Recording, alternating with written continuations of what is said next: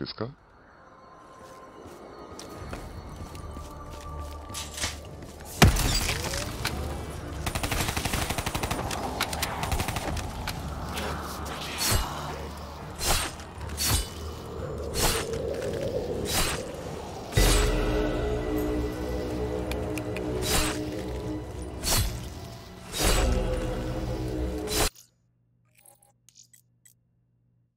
？When I was 18 years old, I saw for the first time in my life, I saw a vision of clarity.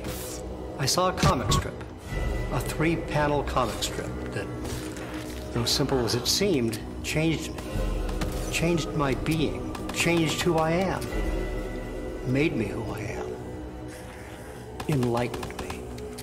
The strip, Garfield. The comic strip was new, no more than maybe a month and a half since inception, since coming into existence. And there it was before me in print. I saw it, a comic strip. What was it called? Garfield.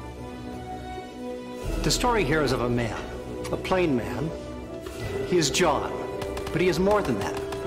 I will get to this later. But first, let us just say he is John, a plain man. And then there is a cat, Garfield. This is the nature of the world here.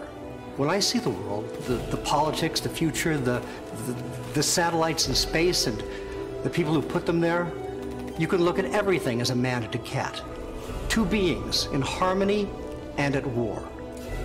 So this strip I saw about this man, John, and the cat, Garfield, you see, yes, it is about everything. This little comic is, oh, lo and behold, not so little anymore. So yes, when I was 18, I saw this comic, and it hit me all at once, its power. I clipped it, and every day I looked at it, and I said, okay, let me look at this here. What is this doing to me? Why is this so powerful? John Arbuckle, he sits here, legs crossed, comfortable in his home, and he reads his newspaper. The news of the world, perhaps. And then he extends his fingers lightly, delicately. He taps his fingers on an end table and he feels for something. What is it? It is something he needs, but it is not there. And then he looks up, slightly cockeyed, and he thinks. His newspaper in his lap now, and he thinks this. Now where could my pipe be? This. I always come to this because I was a young man. I'm older now, and I still don't have the secrets, the answers. So this question still rings true. John looks up and he thinks, now where could my pipe be? And then it happens. You see it. You see, it's almost like divine intervention. Suddenly, it is there, and it overpowers you. A cat is smoking a pipe. It is the man's pipe. It's John's pipe, but the cat. This cat, Garfield, is smoking the pipe. And from afar and from someplace near but not clear, near but not clear, the man calls out. John calls out. He is shocked. Garfield, he shouts. Garfield, the cat's name. But let's take a step back. Let us examine this from all sides, all perspectives. And when I first came across this comic strip, I was at my father's house. The newspaper had arrived, and I picked it up for him and brought it inside. I organized his sections for him, and then, yes, the comic strips section fell out from somewhere in the middle and landed on the kitchen floor. I picked up the paper pages and saw up somewhere near the top of this strip. And just like John, I too was wearing an aquamarine shirt. So I thought, interesting. I'll have to see to this later. I snipped out the little comic and held on to it. And 5 days later, I re-examined it. And it gripped me. I needed to find out more about this. The information I had was minimal, but enough. An orange cat named Garfield. Okay, that seemed to be the linchpin of this whole operation. And yes, another clue, a signature in the bottom right corner, a man's name, Jim Davis. Yes, I'm onto it for sure. So, 1, Garfield, orange cat. And 2, Jim Davis, the creator of this cat. And that curiously plain man. I did not know at the time that his name was John. The strip, you see, had no mention of this man's name, and I'd never seen it before. But I had these clues. Jim Davis, Garfield. And then I saw more. I spotted the tiny copyright mark in the upper left corner. Copyright 1978 to... what is this? Copyright belongs to a Paws Incorporated. I used the local library and mail services to track down the information I was looking for. Jim Davis, a cartoonist, had created a comic strip about a cat, Garfield, and a man, John Arbuckle. Well, from that point on, I made sure I read the Garfield comic strips, but as I read each one, as each day passed, the strips seemed to resonate with me less and less. I sent letters to Paws Incorporated, long letters, pages upon pages, asking if Mr. Jim Davis could somehow publish just the one comic over and over again. It would be meditative, I wrote. The strength of that. Could you imagine? But no response. The strips lost their power, and eventually I stopped reading, but I did not want my perceptions diluted, so I vowed to read the pipe strip over and over again. That is what I called it, the pipe strip. The pipe strip. Everything about it is perfect. I can only describe it as a miracle creation. Something came together. The elements aligned. It's like the comets, the cosmic orchestra that is up there over your head. The immense, enormous void is working all for one thing, to tell you one thing. Gas and rock and purity and nothing. I will say this. When I see the pipe strip, and I mean every single time I look at the lines, the colors, the shapes that make up the 3-panel comic, I see perfection. Do I find perfection in many things? Some things, I would say. Some things are perfect, and this is one of them. I can look at the little tuft of hair on John Arbuckle's head. It is the perfect shade. The purple pipe in Garfield's mouth. How could a mere mortal even make this? I have a theory about Jim Davis. After copious research, and yes, of course, now we have the internet, and this information is all readily available, but Jim Davis, he used his life experiences to influence his comic. And like I mentioned before, none of them seem to have the weight of the pipe strip.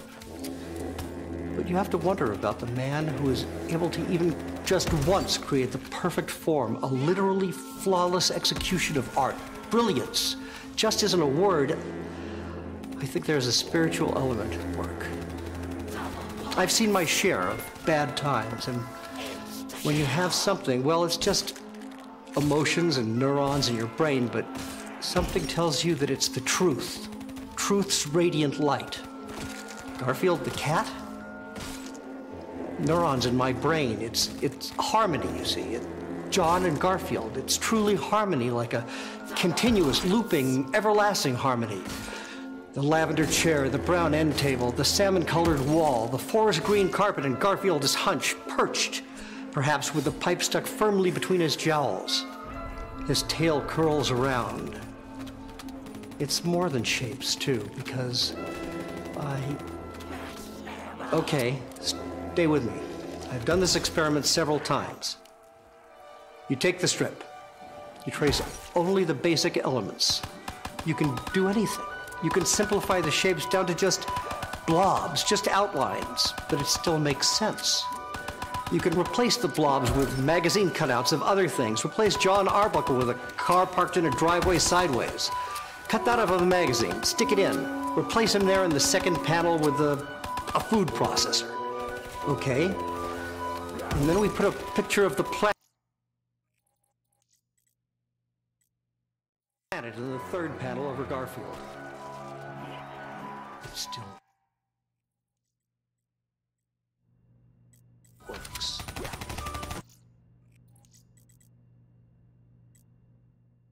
These are universal proportions. I don't know how best to explain why it works. I've studied the pipe strip and analyzed John and Garfield's proportions against several universal mathematical constants. E, pi, the golden ratio, the Feigenbaum constant, and so on. And it's surprising, scary, how things align. You can take just tiny pieces of the pipe strip, for instance.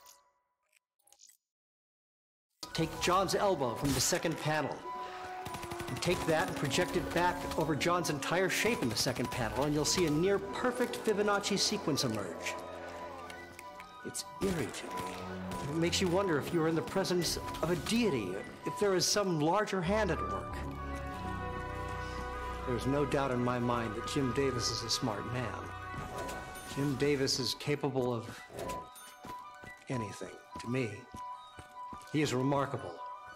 But this is so far beyond that. I think we might see that this work of art is revered and respected in years to come. Jim Davis is possibly a new master of the craft, a genius of the eye. They very well may say the same things about Jim Davis in 500 years that we say about the great philosophical and artistic masters from centuries ago. Jim Davis is a modern-day Socrates, Da Vinci, mixing both striking visual beauty with classical, daring, unheard-of intellect. Look, he combines these things to make profoundly simple expressions. This strip is his masterpiece. The pipe strip is his masterpiece. And it is a masterpiece into marble. I often look at Garfield's particular pose in this strip. He is poised and statuesque, and his cat stare is reminiscent of the fiery gazes often found in religious iconography. But still his eyes are playful, lying somewhere between the solemn father's expression in Rembrandt's Return of the Prodigal Son and the coy smirk of Da Vinci's St. John the Baptist. His ears stick up, signifying a piqued readiness. It's as if he could at any moment pounce. He is, after all, a close relative and descendant of the mighty jungle cats of Africa that could leap after a prey. You could see the power drawn into Garfield's hindquarters. Powerful haunches indeed. The third panel. And I'm just saying this now. This is just coming to me now. The third panel of the pipe strip is essentially a microcosm for the entire strip itself. All the power dynamics, the struggle for superiority, right? Who has the pipe? Where is the pipe? All of that is drawn, built, layered with Garfield's iconic pose here. You can see it in the curl of his tail. Garfield's ear whiskers stick up on end, the smoke billows upward, drawing the eye upward. Increasing scope. I'm just amazed. Really, that after 33 years of reading and analyzing the same comic strip, I'm able to find new dimensions. It's a testament to the work. For 6 years, I delved into tobacco research because, can a cat smoke? This is a metaphysical question. Yes. Can any cat smoke? Do we know? Can just Garfield smoke? The research says no. Nicotine poisoning can kill animals, especially household pets. All it takes is the nicotine found in as little as a single cigarette. Surely John's pipe holds a substantial amount of tobacco. And it is true that pets living in the homes of smokers are nearly 25% more likely to develop some form of cancer, most likely due to secondhand smoke. But these are facts of smoking and its tolls on our world. But after visiting 2 tobacco processing plants in Virginia and the Philip Morris cigarette manufacturing facility, I came no closer to cracking the meaning. I was looking for any insight. A detective of a homicide case has to look at every angle. So I'm always taking apart the pipe strip. I focused on every minutia, every detail of this strip. John Arbuckle's clothing. I have replicas. I'm an expert in textiles. So you see, this smoking thing was a hang-up for me. What was the statement here? Until, and this is key, this is the breakthrough. The pipe is not a pipe, really. Obviously, there is symbolism at work here. I saw that from the beginning, and I looked at the literal aspects of the strip to gain insight into the metaphors at play. I worked at a newspaper printing press for 18 months in the late 1980s. I was learning the literal to inform the gestural, the subliteral, the in-between. John reading the newspaper means so much more than just John reading the newspaper. But how could you ever hope to decipher the puzzle without knowing everything there is to know about newspapers? Okay, for example, John holds his paper up with his left hand, thumb gripping the interior. I learned that this particular grip here is the newspaper grip of 19th century aristocrats. And this aristocrat grip was a point of contention that influenced the decision to move forward with prohibition in the United States in the early 20th century. So John's hand position is much more than that. It is a comment on class war and the resulting reactionary culture. But I didn't know about the aristocratic newspaper grip until I came across some microfiche archives at the printing press. It's about information. You have to take it apart. And the breakthrough on the smoking cat came late. Just 8 years ago, actually. Smoking cat is an industry term. It's what the smoking industry calls a tattletale teenager who tells on his friends after they've all tried smoking for the first time. And it is actually a foreign translation, bastardization of the term smoking rat. But the phrase was confused when secret documents went back and forth between China and America. These documents are still secret. And the only reason I know about the term is because I know a man, my friend. Let's call him Timothy. Yes, it's a fake name for his protection. Timothy worked for Philip Morris for 16 years, and he had seen the documents. When he told me, it was an aha moment.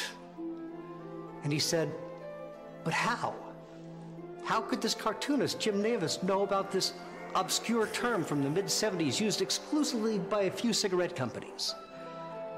This is still a mystery to me. But I connect the dots by noting Jim Davis's childhood experiences on a farm. He must have seen something. What could it be? Timothy went on to tell me there was one particular smoking cat, a boy from, yes, Indiana. A boy named Ernie Barguckle, who became a thorn in the side of the tobacco companies for a couple of years. He did more than tattle to his parents. He and his family took legal action, and they eventually received a huge settlement payout.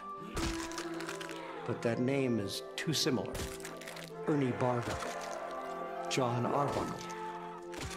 Jim Davis must have used this. But there's more here. Ernie Barguckle spent nearly half of that settlement money on experimental medical procedures to cure his impotence. He was impotent. So he was a smoking cat with a metaphorical pipe that did not work. Are you starting to see the layers here? This is exciting stuff. You start to get a whole picture here, and it informs the work. It's just remarkable.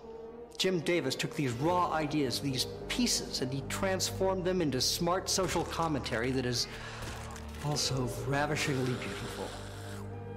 I have cried. I've cried, I've cried over this piece. It just gets into my soul. I try to explain this to people. I have the newspaper articles about Ernie Barguckle. People have fought me on this. They don't see it, or they are closed-minded.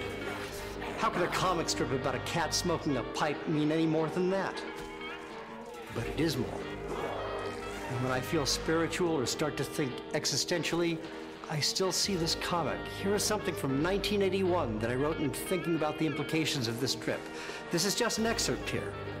There's more before and after, but this part is the essence to me. If a comic about a cat smoking a pipe can be the only thing in the universe, then maybe this is the strongest evidence for that.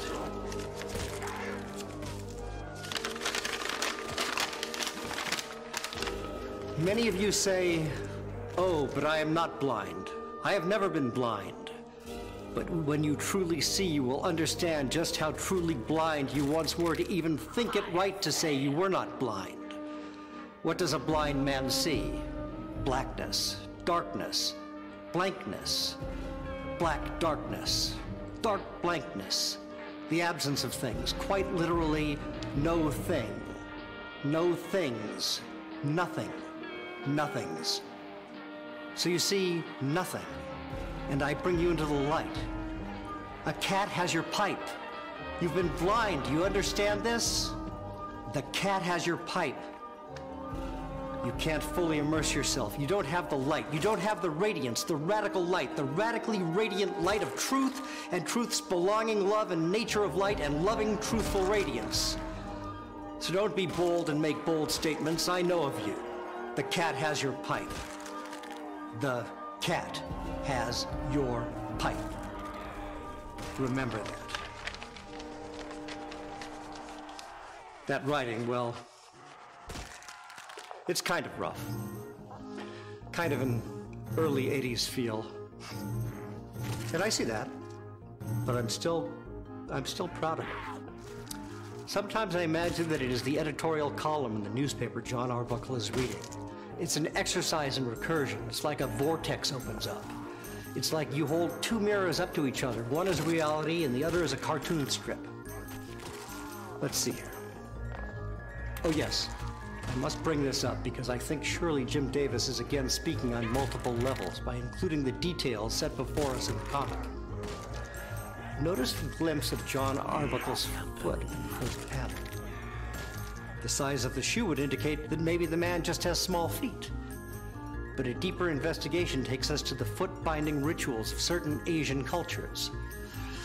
Inflicted usually on women for the desire of men, this practice was incredibly painful and crippling. Aha! Mr. Davis is here presenting us with a man, or rather, man, who engages in foot binding, a body modification for women on top of being without his pipe or impotent. This is a man facing extreme inner turmoil. The panels tell that story subconsciously. Notice the background wall shading of the first panel points inward toward John in the second panel. And the sharp, tapered end of the purple pipe in the third frame also points at John in the second panel, inward. The eye is drawn to the center panel. You can connect these points and draw a triangle across the panels, and this triangle will align with the reoriented points of John's collar. This is majestic artwork. And to uncover this hidden order is bliss like I've never known. Comfort in an empty world. I can't help but read the thought bubble again and again. Now where could my pipe be? Now where could my pipe be? It is a profound question. Why am I here? What is my purpose? It is reflection and self-examination here. It is facing the dust, the misery of a cold, careless universe. You can feel the weight of it. Now where could my pipe be? One imagines the author Jim Davis nearly teetering on the edge of insanity. His rationality, his lucidity hovering over the void. And he seeks the truth. You can see it in the line quality of the drawings, the thoughtful, controlled outlines mixed with the occasional chaotic struggles that lurk in the shadows and Garfield's dark stripes. It's almost as if Garfield is chaos himself. Yes, he is the embodiment of chaos, disorder, hatred, fear, thievery, death, destruction, desolation. These are the things Garfield represents. He stole the pipe. He sits with his back to John Garfield. Garfield, this chaos cat Garfield, has turned his back on everything, everyone. One recalls the great existential forces in literature. Camus, Meursault, Kafka's Gregor Samsa, or Sartre's Antoine Roquentin. Garfield the cat sees the hopelessness of life, which... yes. This is why Jim Davis has chosen smoking. It represents a recklessness, a disregard for what some would define as the beauty of life. Garfield may die from the nicotine. He may not. He defies life. He sits defiant, saying nothing, but looking as if he could say, "Then let me die." It does not matter. It does not matter. And we are faced with this. Could John behave the same? Is John the glimmer of hope? He seems to be unsure. Again, his question. Now, where could my pipe be? Indicates that he is wrestling with his own existence. The center panel centers the issue, and again, this harkens to many of the great religious works of art. I'm talking about the pipe strip in relation to religion. It's interesting to assign the roles of God and anti-God, or as many know him to be, the devil, or on a much larger scale, simply the forces of good and evil. Garfield, the thief cat, evil and malicious. He is the devil, placed to the right. And note the two forms of John. The John on the left, still innocent, still draped in the delight of the lack of knowledge. He is the humans in the Garden of Eden. He feels for his pipe, but he has yet to eat from the tree. And Garfield, the sinister serpent. And notice how Jim Davis has framed this. The center John is locked in a struggle between his innocence and knowledge of the truth, knowledge of the existence of evil. It is stunning. The great struggle, the struggle that transcends time. Jim Davis floats over all of this as creator, God of sorts, in his own right.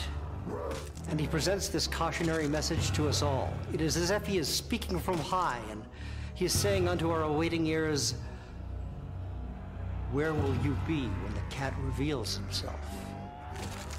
I can tell you where you'll be. You will have a choice. You can face endless suffering and eternal misery.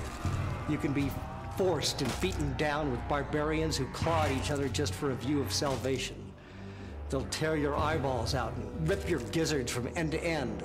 They worship this cat, this false idol, this evil, horrible cat. Do not be seduced by the cat in the pipe. Garfield, thy name is a mark of the demons of hell. Something like this. And to those listening, it is a stark reminder to follow the path of the first panel, John. Be humble, be grateful. Honor the law and honor thyself. Be true and be good, and no harm will come to you. Pray for salvation, it will be granted unto you. Be like John Arbuckle as he lowers his head. Be like John Arbuckle as he lowers his paper, as he turns his head. Bow with John Arbuckle and praise unto the Creator, Jim Davis, and banish Demon Garfield from your life. So what is all this? What am I saying? Aha. What does all this mean? Why is this one comic strip so important to me? And why do I feel the need to share this? Obligation. I have an obligation to you all. This is redemption. This is a belief in redemption, a sacrifice of all the obvious trappings of this false modern life. Look at the simplicity in this strip, in the pipe strip. Look at the simple clothes John wears. Look at his simple, basic furniture. No adornments on the wall. Even the very pipe his cat Garfield stole, it is a plain, modest pipe. And I have adapted this way of life. It speaks to me. In our times, well, you don't need me to point out the hyperbole of our times. You have children being born 8 or 9 at a time. You have more money spent on a single Hollywood movie than some nations can spend feeding their starving people. Torture, distrust. Look around you, it's overwhelming. What can you contribute? And every day I look in the mirror and I hold this comic up to the mirror and I look into the mirror and at this little comic strip. Be humble, be thankful. It is a reminder. Be respectful. You are a statue. You are fragile. And when you break, When you shatter, where will those pieces go?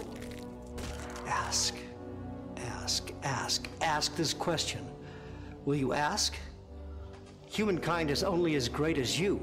You, the individual. It begins and ends with you. You must treat this expedition, this search, this life with a reverence and intensity found only in the smallest sticks, the littlest leaf, the tiniest stone, the most minuscule grain of sand on a beach of billions. This is the secret. Do you want the pipe? Do you want to know where the pipe has gone? You ask yourself. You ask. You ask. You ask. Now, where could my pipe be? When I was a young man, remember now, I first saw this comic when I was 18 years old, ages ago. But I was youthful, vibrant. For weeks I denied that a comic strip was having such a profound effect on me. I was much like John Arbuckle. In this middle panel, he says, "Now where could my pipe be?" Double points. You can look into his eyes, his half-lowered eyes, and think to yourself, now, surely, John, surely you cannot be this naive. This is nothing new for you. And if you've read more of the Garfield comic strips by Jim Davis, you'd understand what I am saying now. Garfield the cat does things like this all the time. He will take things from John, food, items, anything. This is his very nature. So you see this, and you want to say, John Arbuckle, come now. You are lying to yourself. You are lying to yourself and to all of us if you pretend to have not any idea where your pipe has gone. Perhaps you think you left it somewhere else, but you're not so forgetful. You are lying to yourself. Yes. You are lying to yourself, John Arbuckle. You know that Garfield has the pipe. Somewhere deep down, you know this. You don't even need to think the question. And that was me when I saw this strip. 1 week passed, and each morning I'd open my drawer and slam it shut again. I would go to look at the comic,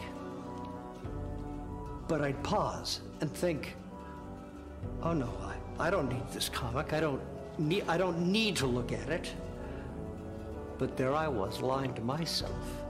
I did need to see it, and so I did. It's cathartic. You give in, and that is the transition from the second panel of life to the third panel of life. It is a simple story structure, the passage from the second act to the third, the twilight of things. John gives in to his suspicions. He knows the truth. He's always known the truth. He yells out, "Garfield! Garfield! Garfield!" There's like pressure from a steam valve being released. The buildup is unbearable, and then it's gone. So it is like this. When I speak about the truth, the light, the radiance, this is the kind of thing I'm talking about. This is the essence of this brilliant work of art. The practical mixing, meeting, agreeing with the spiritual, it is all here. But spirituality is not an easy thing to confront. You might find yourself able to wrap your mind around a simple math problem or a basic newspaper article, but intellect is much less subjective. What is spirituality? And how have I found spiritual peace and serenity in Garfield?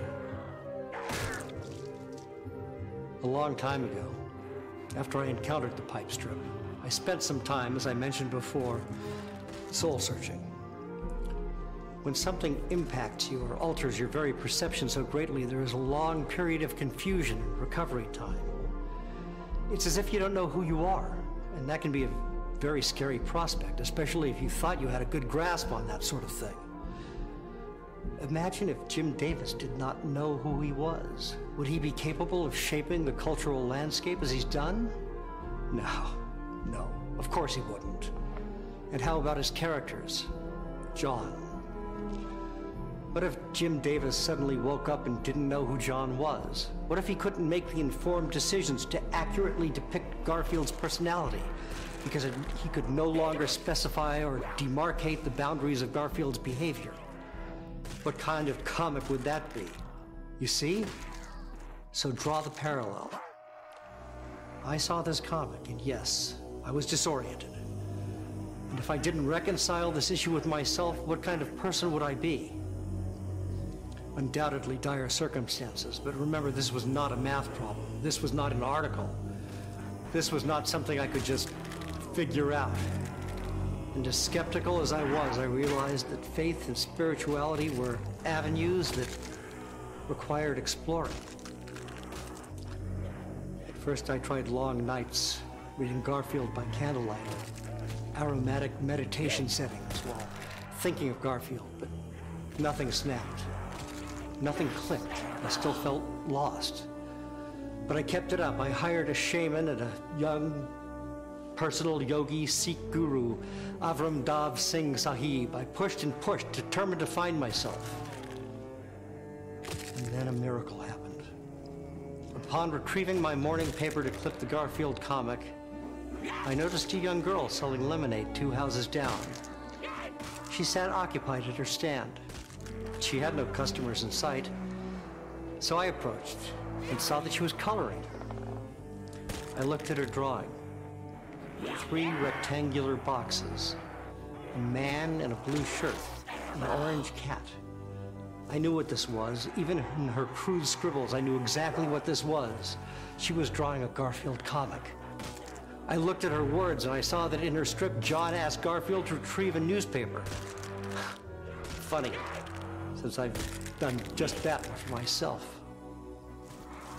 Garfield is sarcastic, but agrees to it. He returns and calls John. Sahib. John exclaims that the paper is all chewed up, but then Garfield says, and I quote, Sahib asks fish, paper is wet. Sahib asks cat, paper is holy. I remember the words and ran back to my house. I thought, how odd that Sahib shows up in the strip, and my spiritual advisor's name is Avram Dav Singh Sahib. Coincidence, surely, but nonetheless, I spent the next 16 hours poring through my clipped Garfield comics, looking for the strip this young girl had been coloring. I couldn't find it. And I eventually fell asleep right on my kitchen table. The next morning, I retrieved my paper again and I clipped the Garfield comic. The date was July 12th, 1983. There it was. The Sahib strip in all its glory. The girl had been drawing the next day's strip. Well, I ran right out of my house. I ran back to where she was, but she was gone, and in place of the lemonade stand was a for sale sign. They'd moved out. I rushed back to my house to call Avram, but I was informed that he'd moved away as well. I reeled for several hours, then it all connected for me. It was meant to be. It was meant to be this way. Jim Davis, John, Garfield. It was always meant to be this way for me. They move to the forefront and everything else fades away. Everything else, the girl, the lemonade stand, Avram's Dav Singh Sahib, it all existed to show me the way, and when I'd found the way, everything else melted away. It was a beautiful miracle. And in July 1978, the day I first saw the pipe strip, it was the first day of my life, and that day, July 12, 1983, was the second day of my life. I've never looked back. Garfield has transformed me, and I am a man born anew because of Garfield. When I was in my mid-30s, I was interviewed for a documentary. It was a documentary on the subject of cat behavior. Now, I have had cats my whole life. I have 3 cats now, and at the time of this documentary interview, I had 4 cats. I sat down for the interview and was joined by a veterinarian who specialized in feline. Dr. Carolyn Wilmot's was her name, I believe. And the doctor discussed color blindness in animals and how it affects their behavior. She specifically brought up the fact that cats are red-green colorblind. They can see colors, but they can't tell the difference between red and green. And look at the color choice in this strip here.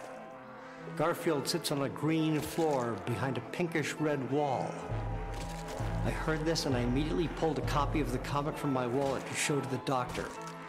I moved so fast, I'm sure I nearly scared her. I pointed at the paper and said, like this, look at this here, this cat, Garfield, he's colorblind, he must be. That must be the answer here. Like this. As overexcited as I was, I managed to take in her response. She said, yes, a cat in this room would have a hard time differentiating the wall from the floor. Add to that cat's known spatial confusion and you have the makings of a cat rage room. Now, she informed me this isn't exactly common knowledge among cat owners, but a seasoned cat owner or someone particularly perceptive will have picked up on it. So what's incredible here is not only is Garfield's behavior symbolic of the devil and all the evil constructs in the world, but also it is rooted in science and scientific fact. Look at that. You cannot spell fact without a cat. Just a little joke there. Just some wordplay, but getting back on track. And you can't spell track without cat. Okay. I digress. I gotcha. Enough kidding around. It is established here that Garfield is in a rage, an ultimate rage of fury and hatred caused by colorblindness. We know the what. We know the why. But let us examine the how. The how of his rage is particularly interesting here. We've looked at his posture and called it powerful, in control, statuesque, etc., etc. Composed rage. It's peculiar, and I've talked to a number of psychologists and psychiatrists and even a couple of anger management therapists about this concept. Could we see the same kind of behavior in a human? Is Garfield representative of something more specific than just chaos and rage? Deciphering this is going to take some perseverance for sure. The psychologist pointed to a phenomenon in humans, and yes, I believe one of the anger management counselors brought it up as well. The idea that people oftentimes will bottle their rage. Garfield the cat here, well, he could be bottling his anger inside, shoving it deep into his cat gut to ignore and deal with at a later time. Well, no, that's not exactly right. Garfield has already acted out. He's already stolen the pipe. He's smoking the pipe. He's already dealt with his anger. He's already lashed out. So psychologically, what is going on here? What is this cat doing, and how does it impact his owner, John Arbuckle, psychologically? Well, Garfield is angry. He's acting on his anger. But is this passive anger or aggressive anger? Passive. It is passive because if Garfield has a problem with John specifically, he's choosing a passive way of dealing with that problem. He's not confronted John and said, John, I have a problem with the way you've decorated this room. As a cat, I am colorblind, and this sends me into a rage. You've created a rage room for me here, and I don't like it. I want you to change it. Instead of that confrontational approach, though, Garfield has chosen to steal John's pipe. And that in turn angers John. But John decides to be aggressively angry and yell at Garfield. So now instead of a calm conversation between two respectful parties, you have two heated, angry individuals, each with a problem and no direct line to solving it. The layered emotions here tell a story with tight, focused brevity that would make Hemingway weep. This is an entire drama in just 3 panels, people. But let's not be remiss and miss the humor of the situation, the absurdity of it all. For certainly there is a reason the visual shorthand for drama includes both a crying mask and a laughing mask. Comedy and tragedy complement each other and meld together to create drama. Tension, the height of humanity, the peak of art that reflects back to us our own condition. And here, in its basest form, we can laugh at this comic. Yes, comic, in which a cat smokes a pipe. When is the last time you've seen such a thing in your life? Never, I presume. I certainly never have. The Greek muse Thalia's presence is strong in this work of art here. Comedy, it is comedy. And if you look at the structure again, you'll see this perfect form of thirds works magically for the transmission of, yes, a joke. The joke is as old as time.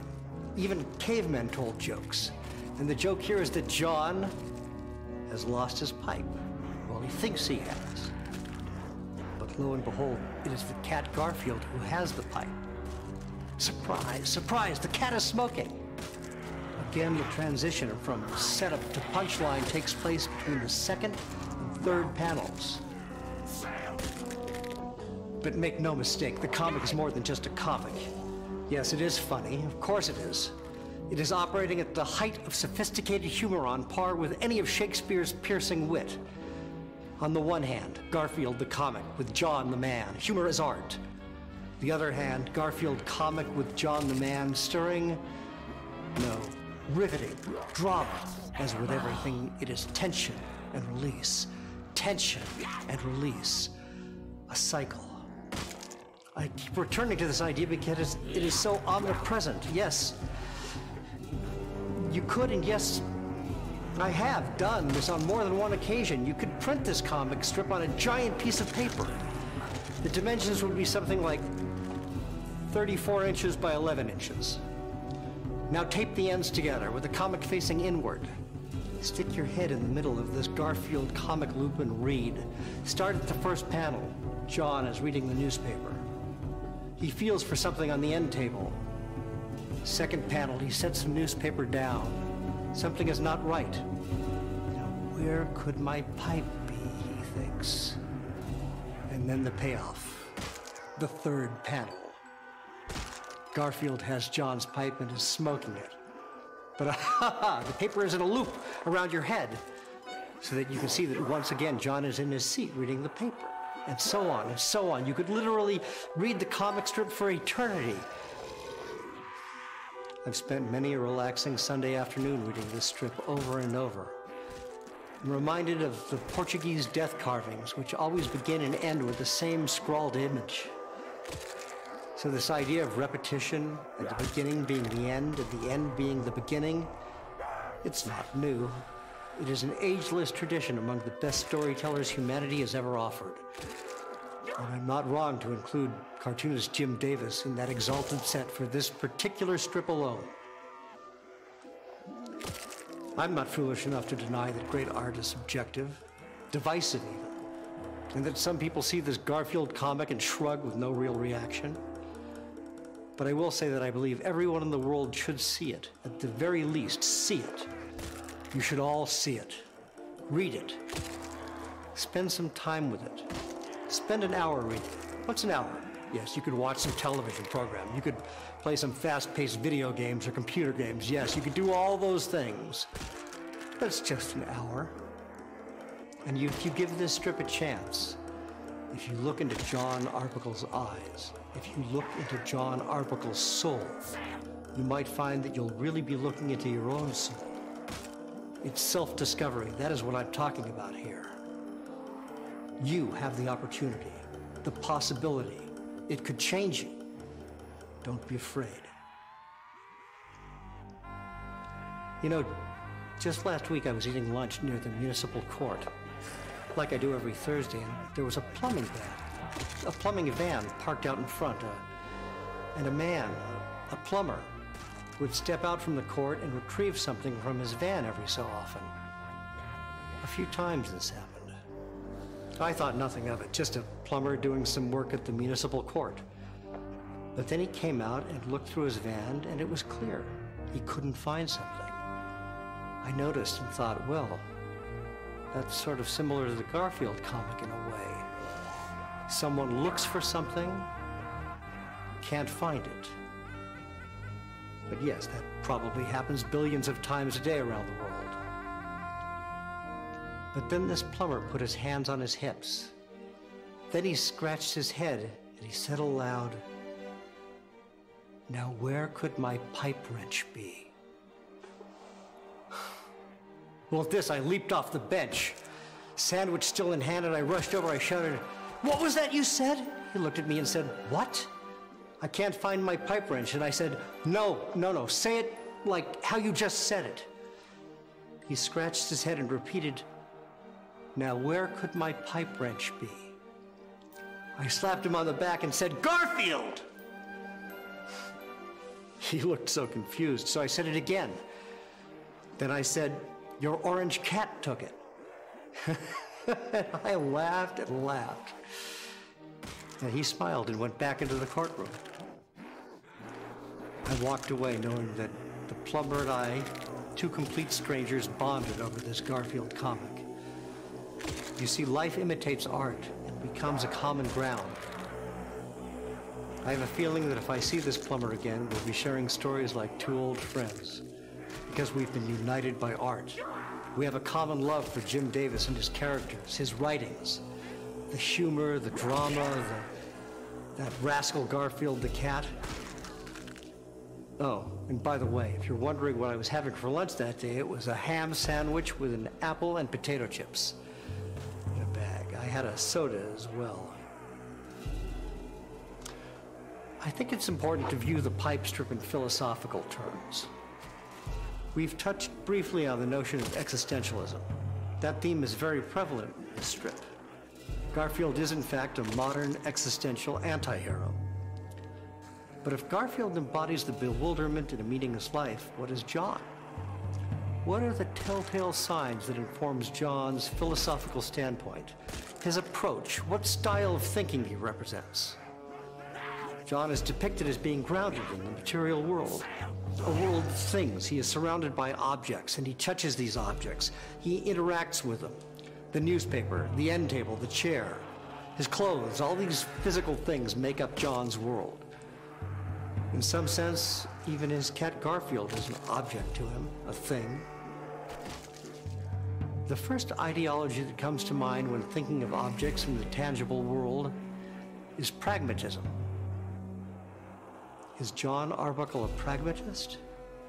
His beliefs stem from a useful, coherent view of his environment. A sort of cause and effect understanding of his world helps him.